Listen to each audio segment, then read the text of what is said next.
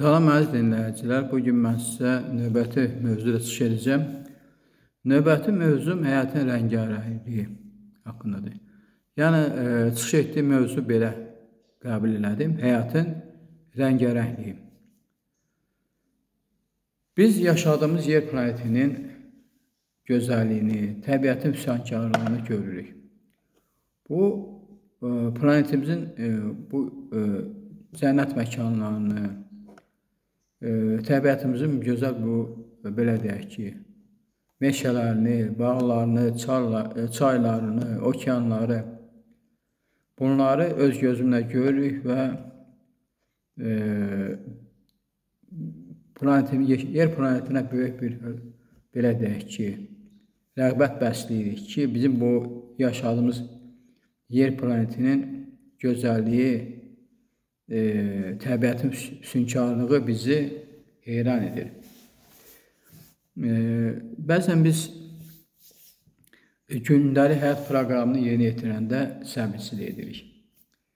Yəni, hər bir insanın həyat proqramı var, hər bir insan çalışır ki, öz həyat proqramını düzgün yerinə yetirsin. Ancaq, belə də insanlar həyat proqramını yerinə yetirərkən müəyyən problemlərlə üzləşir və bu problemlər təsir nəticəsində, yaranan bu problemlər nəticəsində insanların bir növ əzab-əziyyətlər çəkir, çətinliklərə məruz qalırlar və ona görə də bəzən belə insanların gündəlik həyat proqramını yerinə yetirəndə onlarda səbirsizlik baş verir. Və belə insanların, deməli, belə insanlar öz sınaqlı günlərindən qaçmaq istəyirlər. Bir növ elə bil ki, cəmiyyətdən uzaqlaşmaq istəyirlər, insanlardan uzaqlaşmaq istəyirlər.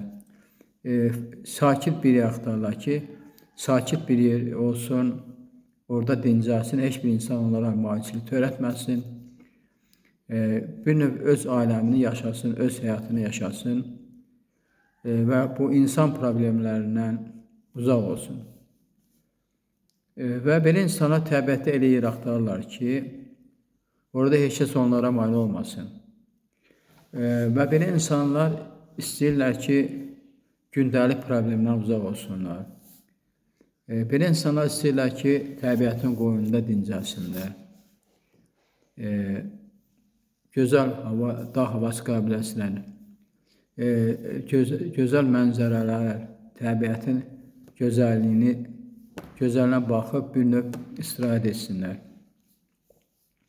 Hər bir insan istəyir ki, təbiətin qoynunda dincəlsin və mənə elə gəlir ki, hər bir insan belə bir arzu ilə yaşayır. İnsan həyatında insanları maraqlandıran suallar çoxdur.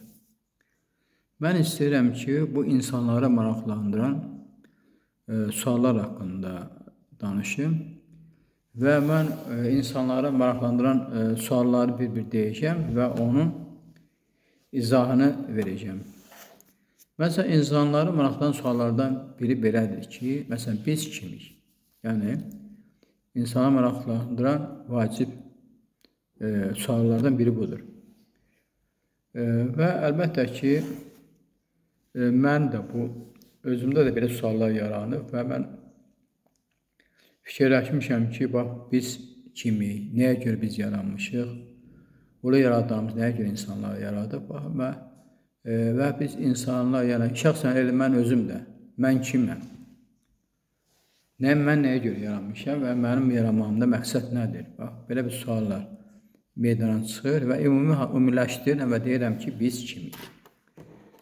Əlbəttə ki, mən özüm bu biz kimi sualına mən öz mental şuurlarımla fikirləşmişəm, mən cavablar tapmışam. Eyni zamanda belə qərara gəldim ki, mənim müəllim amillər nümayəndəsi ilahi qüvvəmdən də informasiya alım və mən bu sualın cavabını tapam. Və ilahi qüvvədən aldığım fikirlər əsasında bunun izahını verməyə çalışacağım və sizin nəzərinizə çatdıracağım. Siz bilirsiniz ki, yüksək şuurlar bizi üç ölçülü hesab edirlər. Biz insan mental şuur dairəsi 30%-ə malik olmaqla, ona görə 30% mental şuur dairəsinə malik olduğumuza görə bizi üç ölçülü adlandırırlar.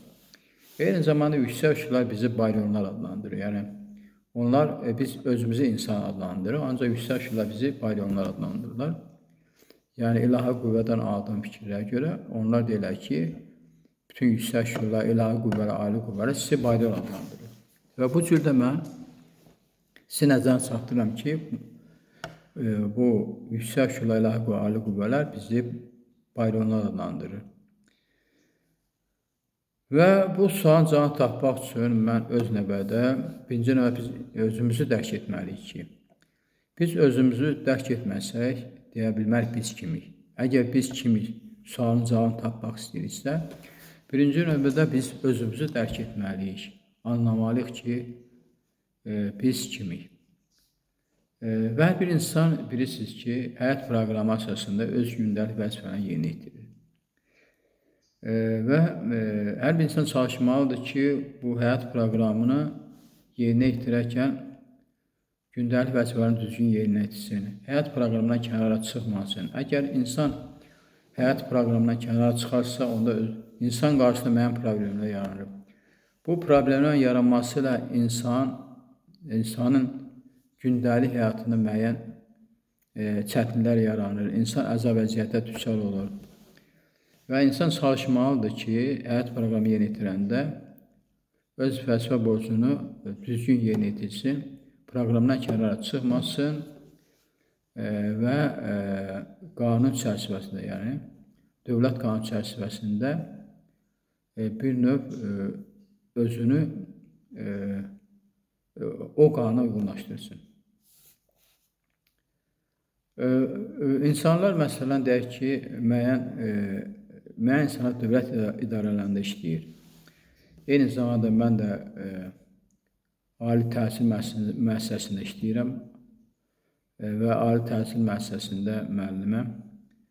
Və bilirsiniz ki, hər bir dövlət idarələrində işləyən insanlar öz vəzifə borcuna, öz funksiyalarını başa vurduqdan sonra onlar evlərinə qayıdır və evə gələndə hər bir insan ailənin problemləri ilə məşğul olur. Yəni biz deyək 8 saat dövlət işində işlədik, sonra evimizə qayıdırıq.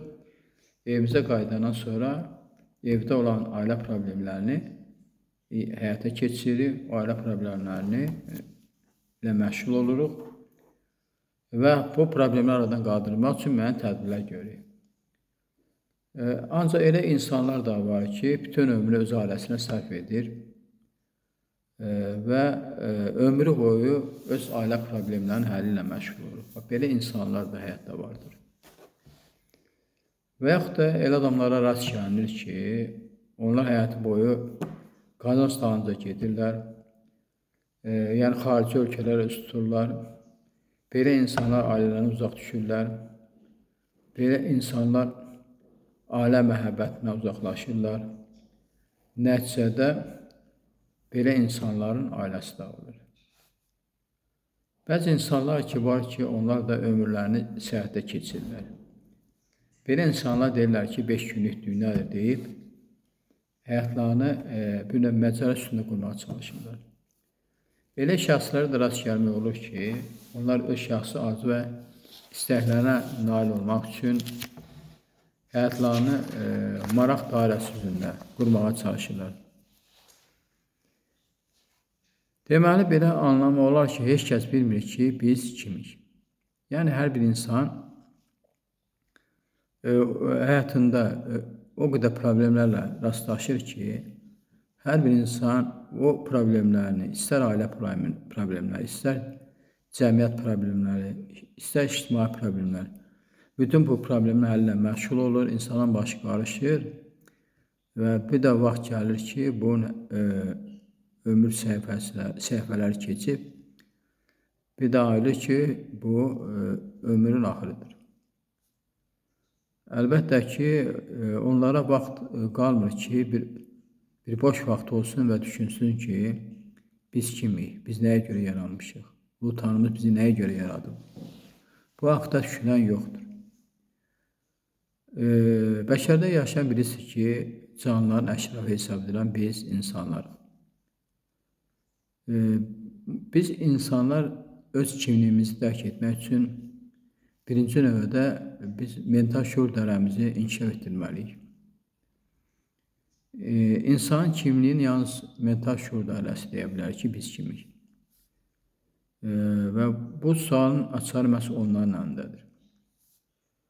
Bunun üçün biz mental şuur dairəmizi genişləndirməliyik.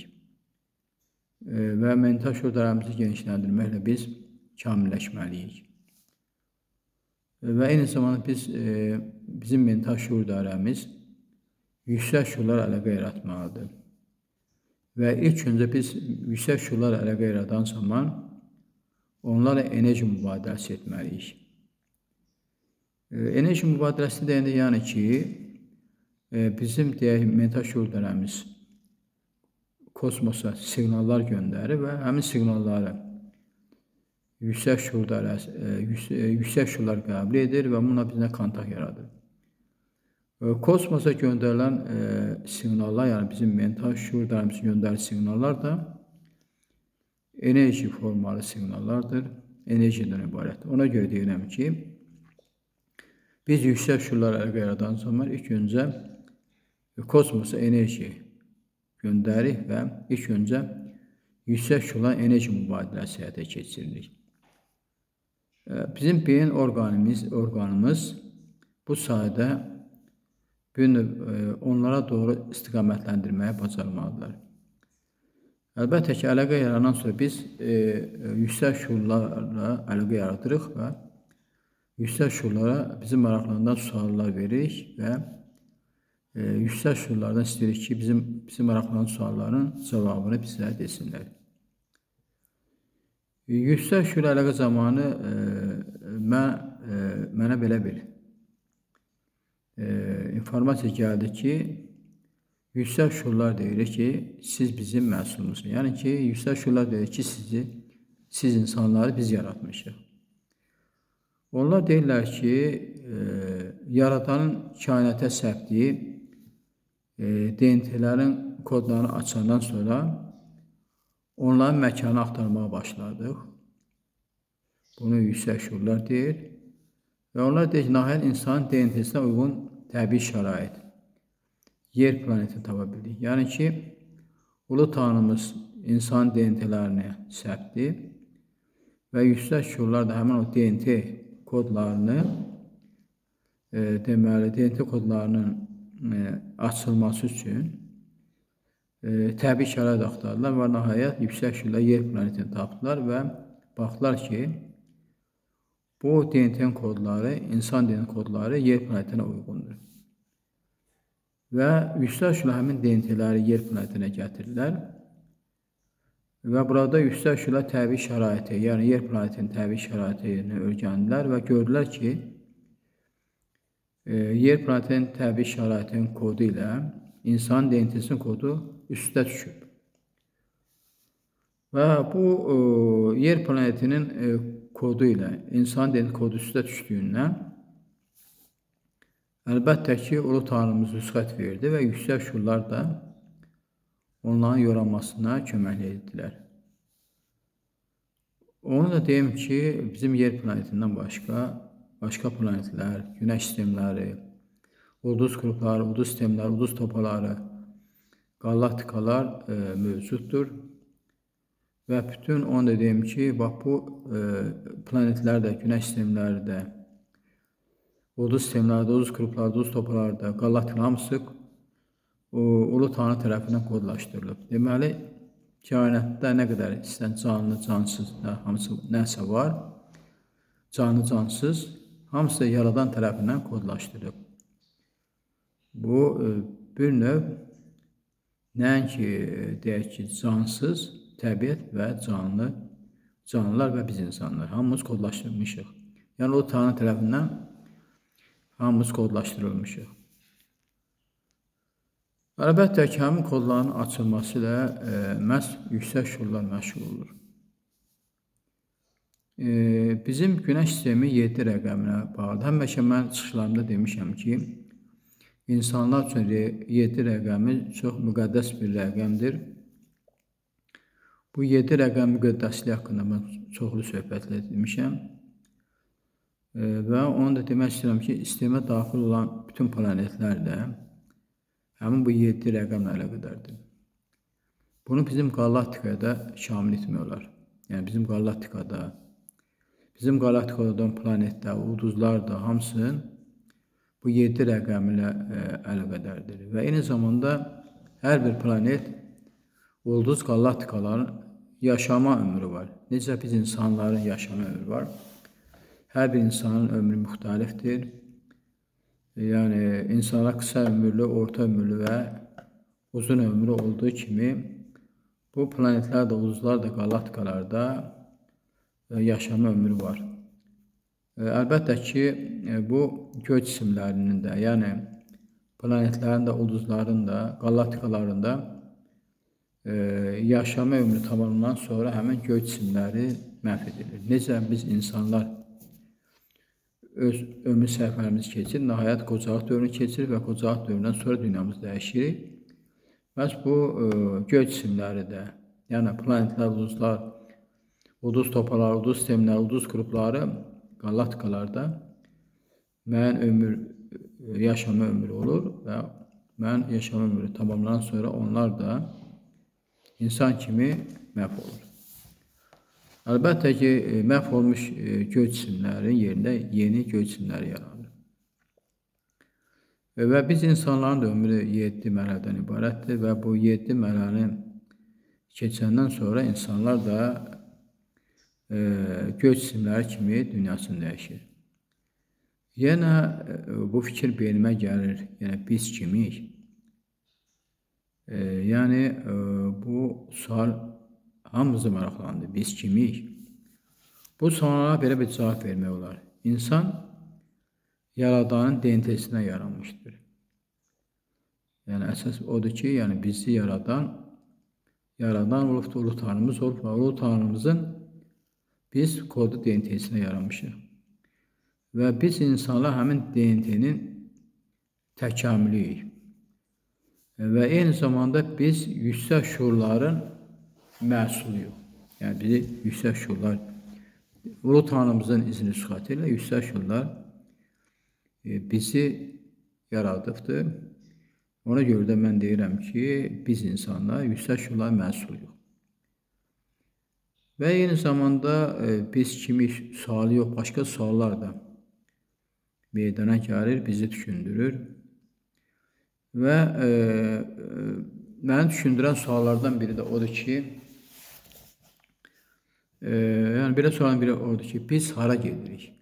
Yəni biz dünyaya gəldik, indi biz müasir dövrdə yaşayırıq. İndi mənə belə sual gəlir ki, məndə belə bir sual yaranır ki, biz hara gedirik? Bu sualın cavabı dini kitablarda müəyyən mənada öz əksini tapıb. Və həmişə demişəm ki, əgər insanlar haqqa gəlməsələr, yer üzündə ədalət bərpa olunmasa, onda yaradan qiyamət gününü insanlara göstərəcək. Məhz həmin gün insanlar pərvanə kimi hərə bir tərəfə qaçacaq. Qorxudan ürəkləri döyünəcək. Məhz o ki, insanların son günü olacaq. İndi biz təsəvvür edin ki, biz qiyamət ərəfəsindəyik. Qiyamətin o, deyək ki, şiddətli ortalarındayıq. Qiyamət şiddətlənib. Biz 3-cü Dünya müharibəsinin astanasındayıq. Əgər hər an 3-cü Dünya müharibəsi başlasa, nüvə silahları işə düşsə, onda insanların sonu olacaq. İnsanlar, əgər nüvə silahları işlənsə, yer planetinin. İnsanların 3/2 hissəsi məhv olacaq, 1/3 hissəsi isə müəyyən xəstəliklər tutulacaq və o insanlar da 1 il, 2 il, 3 il, 10 ildən sonra həmin xəstəlikdən məhv olacaq və belə yer üzündə insan nəsli silinəcək. Ona görə də mən insanlara müraciət edirəm. Deyirəm ki, ey insanlar, dünyanı məhv aparmayın. Ey insanlar, vahid qardaşlıq ailələrində birləşin.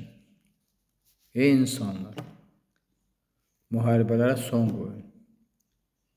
Ey insanlar, vahid İslam dini, birliyi yaradan və gələcəkdə heç bir, belə deyək də, vahid İslam dini birliyi yaradın. Ey insanlar, vahid İslam dini birliyi yaradan. Vahid İslam dini birliyi bu belə olmayacaq. Mən sizə deyim də, gələcəkdə vahid İslam qanunu olacaq. Yəni, gələcəkdə din məfhumu yoxa çıxacaq, gələcəkdə din olmayacaq və gələcəkdə dini İslam qanunu əvəz edəcək və ona görə də mən deyirəm ki, ey insanlar, vahid İslam qanunu yaradın. Çünki gələcəkdə heç bir din olmayacaq. Ey insanlar, yalnız bəşərdə İslam qanunu mövcud olacaq. Ey insanlar, yalnız İslam qanunu kainat qanunudur. Siz bilin ki, dünya yaranan kimi onun sonu da gələcək. Dünyanın sonu günü, təsəvvür edin, dünyanın sonu günü bütün planetlər titrəm-titrəm olacaq. İnsanların dəhşətdən ürəkləri partlayacaq. O gün yüksək şuurlar yer planetinə inəcək. Seçilmiş insanları xilas edəcək. Söhbət gedir, məhz qiyamət gününün sonunda yüksək şuurlar məhz oyanışlı insanları xilas edəcəklər və oyanışlı insanları başqa bir planetə aparacaqlar. Hansı ki, o planetdə insanlar üçün təbii şərait uyğun gələcək və insanları həmin planetdə insanları öz, deyək ki, belə deyək, enlafla uçan boşqap həmin insanları, öz uçan boşqapları həmin planetə aparacaqlar ki, insanlar nəsli məhv olmasın və həmin oyanışı insanlar başqa planetdə yaşasınlar. Yəni, bunu 70% mental şuur dərəcəsinə malik olan uçan boşqaplarla gələn enlaflar edəcək. Və qiyamətin sonunda yer planetində kafirlər məhv olacaq. O gün məcazi mənada qəbirdən ölülər diriləcək. Bu məcazi mənadadır. Yəni ki, Quran-ı Kərimdə də belə bir ifadə var. O gün qəbirdən ölülər diriləcək deyəndə, burada söhbət insan ruhlarından gedir. Yəni ki, siz bilirsiniz ki, insan ruhları ölməzdir, daim əbədi yaşardı. Yəni, insan ruhları bir mərhələdən başqa bir mərhələyə keçir və o gün ruhlar da, yəni nəinki insanlar sorğu-sual olunacaq, o gün ruhlar da sorğu-sual olunacaq. Günahı olmayanlar əlbəttə yüksək şuurlar tərəfindən qəbul olunacaq. Günahkarlar isə insanlarla birlikdə yerin səthini bürümüş od kül ilə, yəni ki, belə deyək ki, o gün ruhlar da sorğu-sual olunacaq. Günahı olmayanlar yüksək şuurlar tərəfindən qəbul olunacaq. Günahkarlar isə insanlarla birlikdə yerin səthini bürümüş od ilə kül olacaq. Bir də deyirəm, günahkarlar isə insanlarla birlikdə yerin səthini bürümüş od ilə kül olacaqdır. İndi mənim qarşımda müxtəlif suallar çıxır. Bu sualları istəyirəm cavab verəm. Mənim maraqlandıran suallardan biri də budur. Bəşərdə nə üçün insanlar əziyyət çəkir?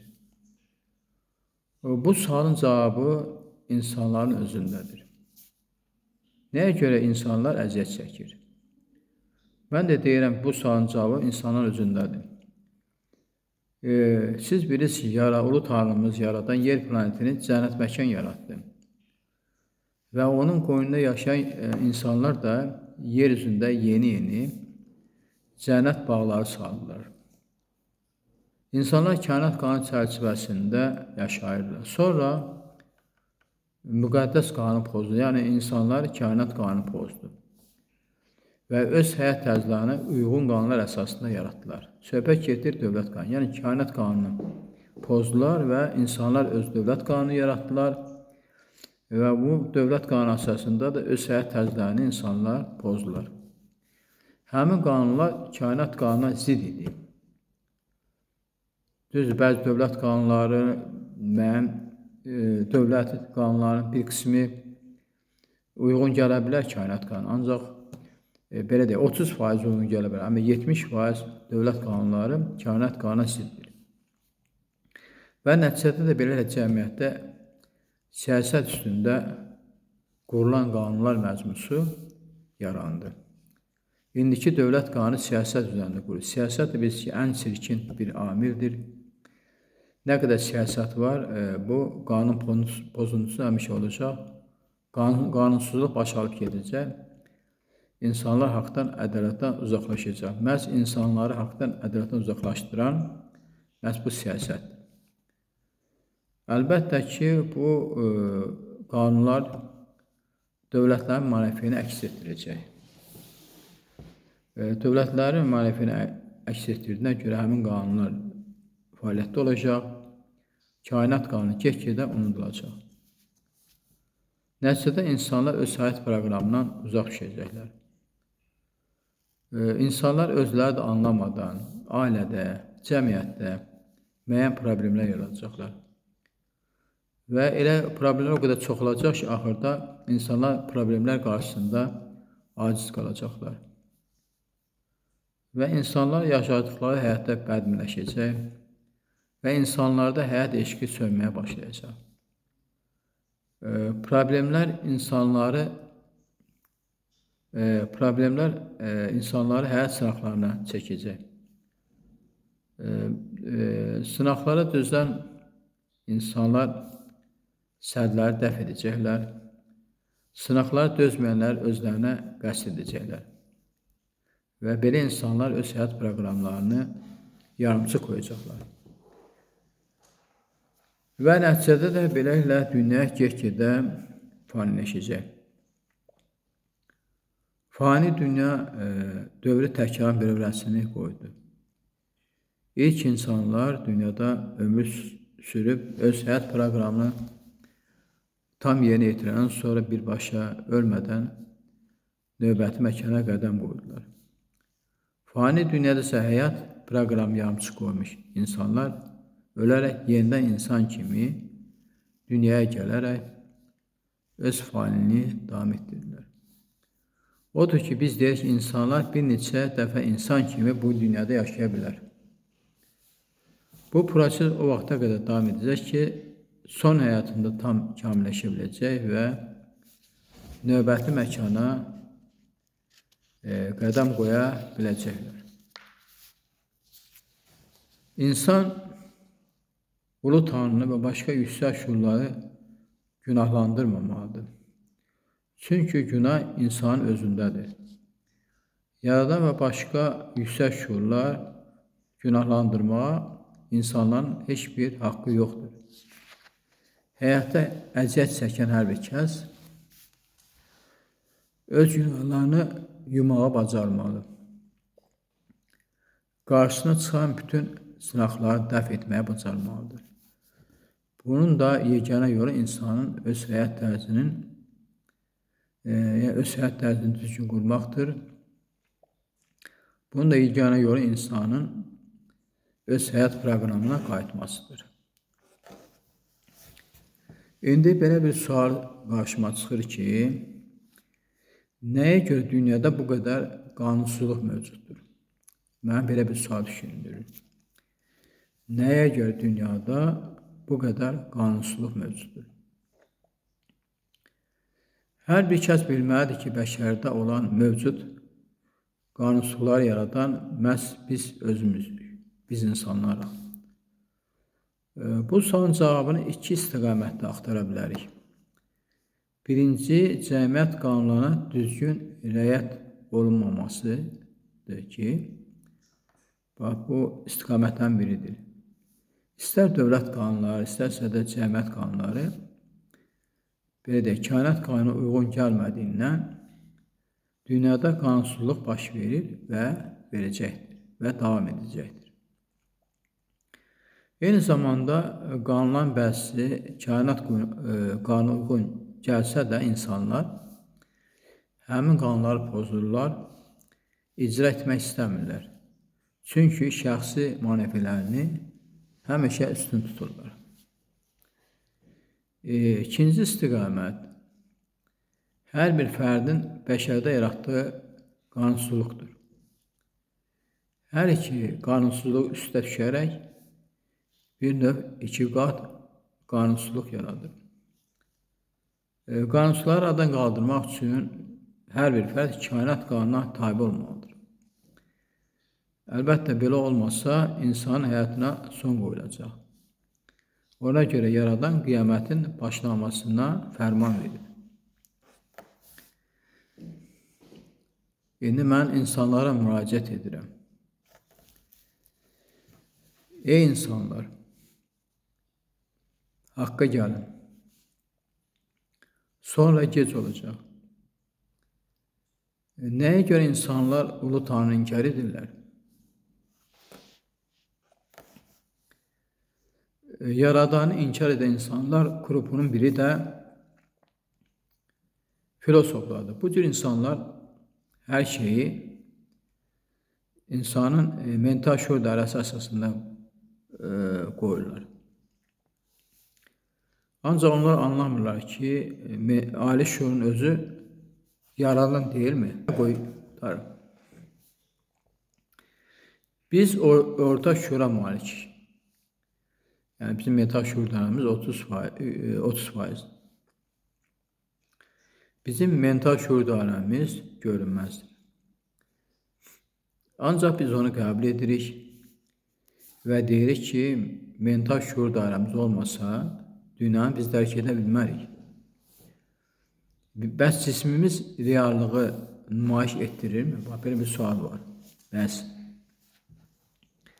bizim cismimiz reallığı nümayiş etdirirmi? Yaradanın cismi təzahürü kainatın mövcudluğu deyilmi? Ali şuur isə yaradan şuuru deyilmi? Belə nəticəyə gəlmək olar ki, filosoflar yaradanı inkar etsələr də, faktiki ali şuuru qəbul etməklə onun mövcudluğunu da qəbul etmiş olurlar. Bütpərəstlər yaradan mövcudluğunu lazımsız bilirlər. Onlar ilahi qüdrəti bütlərdə müqəddəsləşdirirlər.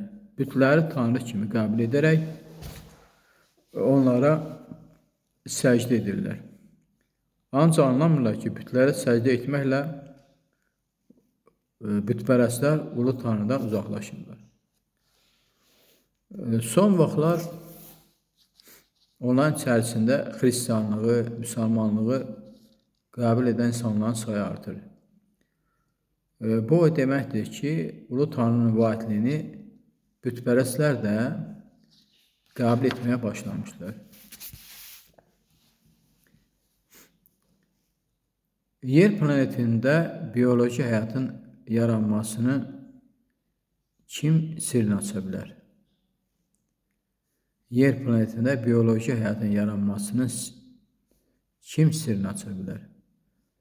Siz bilirsiniz ki, bizim planetdə 18.000 cəmiyyət, 18.000 heyvanat mövcuddur. 18.000 də nəbatət. Hər bir canlı və cansız özü də saysız növlərə bölünür.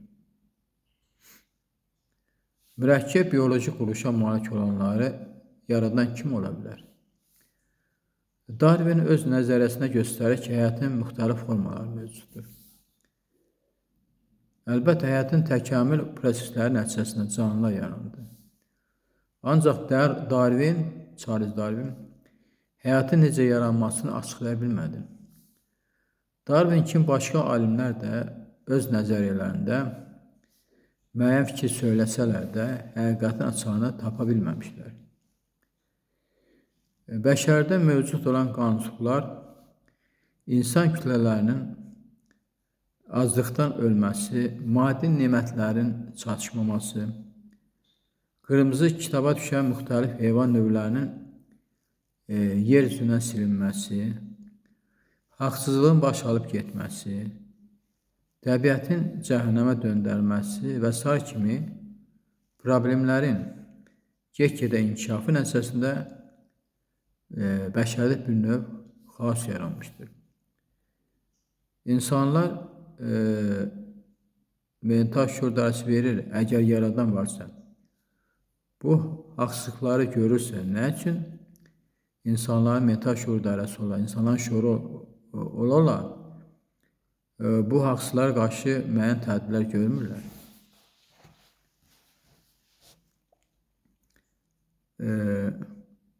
Yəni, Ulu Tanrımız müəyyən tədbirlər görə bilərlər. Ancaq nəyə görə Ulu Tanrımız tədbir görməlidir? Bu tədbirləri Ulu Tanrımız görməlidir. Yəni, insanın haqqa, ədalətə çağırılmasını Ulu Tanrımız mı etməlidir? Yəni ki, bunu yəni ki, insan özü yaradıbsa, bu haqsızlıqları niyə aradan qaldırmır? Bu problemləri insanı özü yaradıb. Əgər insan özü yaradırsa, bu problemlər də insanı aradan götürməlidir. Yəni, Ulu Tanrımız belə tədbirlər görməməlidir. Onu insanlar özləri bu tədbirləri görməlidir. Ancaq insanlar öz-özünə sual verirlər ki, niyə Ulu Tanrımız bu haqsızlara qarşı tədbir görmür? Nəyə haqsızlara qarşı tədbir görmür? Nəyə görə Ulu Tanrımız haqsızlara qarşı tədbir görməlidir? Niyə görə bunu insanlar etməməlidir? O haqsızlıqlar insan yaradırsa, o haqsızlara qarşı da insanlar tədbir görməlidir. Ulu Tanrımız yox. Əziz dinləyicilər, bununla da mən çıxışımı yekunlaşdırmaq istəyirəm. Hələlik bu qədər. Sağ olun. Gələn görüşlərə də.